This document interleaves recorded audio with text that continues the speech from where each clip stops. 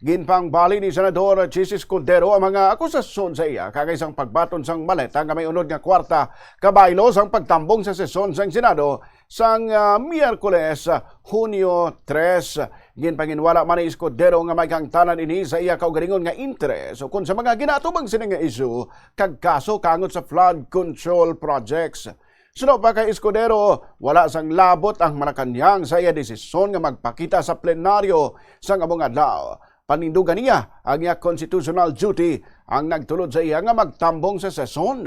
Ginpatag sini nga gindumilian sang konstitusyon nga mag-adjourn ang diin man nga chamber sang Kongreso sang masobra 3 ka adlaw nga wala sang pahanugot sang Kamara. Matandaan nga 11-11 ang numero sa majority kag minority sa nagpalagyo na si Senador Bato de la Rosa kag napreso na si Senador Jinggoy Estrada. Duha ka session days nga wala nagsipot ang grupo na day Senador Alan Peter Cayetano sa session hall. Apang sang Miyerkules, nagpakita si Escudero nga mong rason kung nga nakakorom ang grupo na day former Senate President Tito Soto. Marapos ka-12 sila sa sesyon, giniliher si Senador Win Gatchalian bilang Senate President pro tempore kag sang ulihi bilang acting Senate President. Ano masabi niyo ron, sir? Asan? 5 ang nagsampa ng kaso laban sa akin. May 5 kasong pending noon.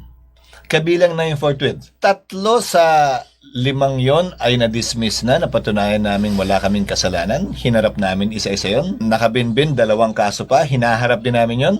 At buti ng paniniwala namin malalampasan namin yon. At mapapatunayan wala kaming kasalanan. Pero hinaharap namin yon. At walang kinalaman yun dito. Sana tigil na. Opo.